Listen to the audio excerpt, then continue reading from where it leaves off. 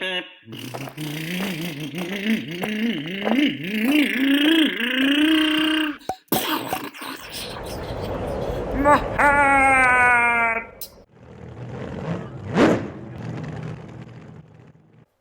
here we have the 17.5 Team Powers Actinium V5S. So this is the current version, and later on, in the later part of the video, I want to say it's the last 4 minutes, maybe 5, I will show you the data table so you can see what the previous generation, just the V5, how it compares on paper versus the V5S.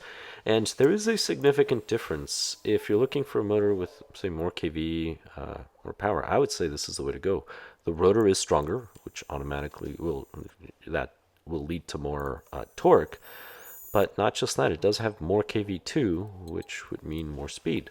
So these motors did get better. I'm still trying to get a surpass, so maybe at some point I'll get a surpass. When I was ordering motors, everybody was out of stock on the new Surpass. But the reason why I'm curious is the previous motors, they looked very similar. The Team Powers and the Surpass motors, surprisingly similar. I'm not sure who makes either one, but even the specs on the rotor, for example, were quite close. So I'm curious what the new ones are.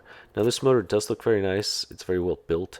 I like that the rotor is stronger. Something that caught my attention is it's a 12.5 millimeter and 25.24, I believe, in length.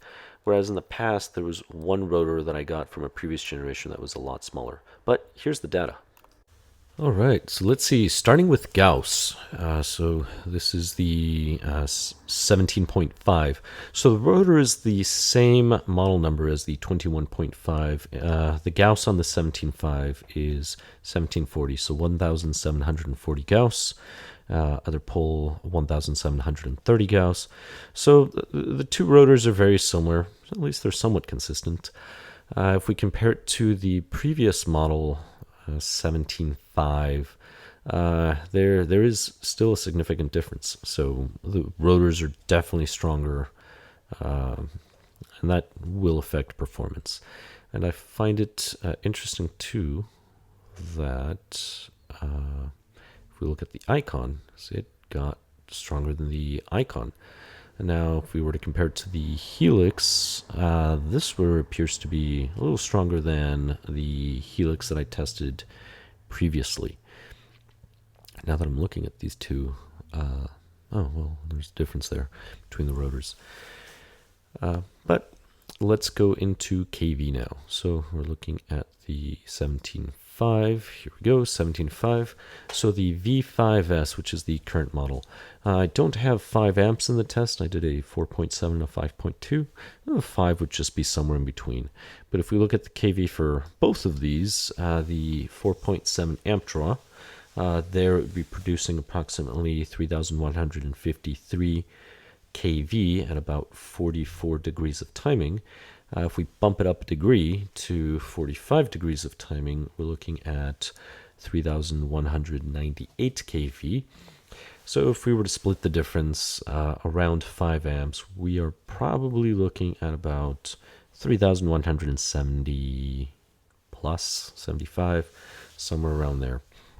But if we keep in mind this 4.7, because I do have a 4.7 for the previous gen Team Powers, we can see there is quite, I would say, quite a big difference in kV. It's, wow, yeah, that is a lot.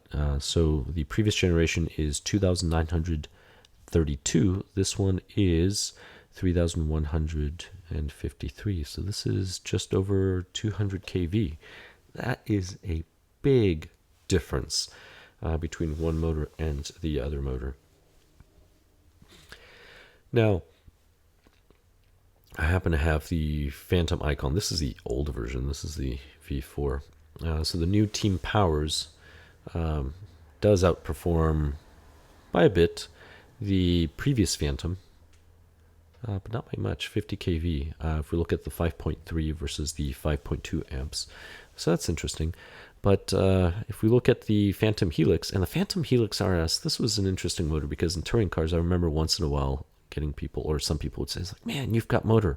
It's like, it's just a Helix. It's a Phantom Helix. That's it. I don't know, I think some of the guys thought I had something really super special.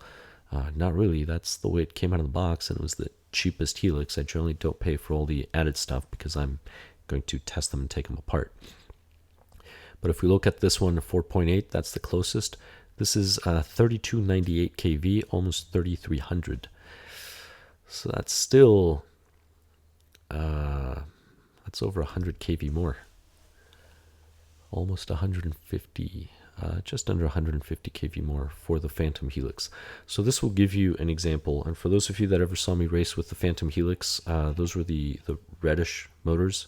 That's like black and red. If you ever thought, wow, he has motor. It's a good thing he's horrible at driving. That's why I can still beat him. But he has motor. It was just a Phantom Helix. 17.5, that's generally what I used. I did try slot machines and other motors, but anyway. But keep in mind, tuning the motor or getting the timing just right, every motor is going to have a slightly different sweet spot. So don't follow the 5 amp draw rule to a T, or the 4.5 amp rule. Gearing's going to affect it, everything. Some motors like to rev, other motors not as much. That's something to consider. But this being said, I hope the information in this video, I hope it's informative, or at least entertaining. Thank you very much for watching, and I'll catch you in the next one.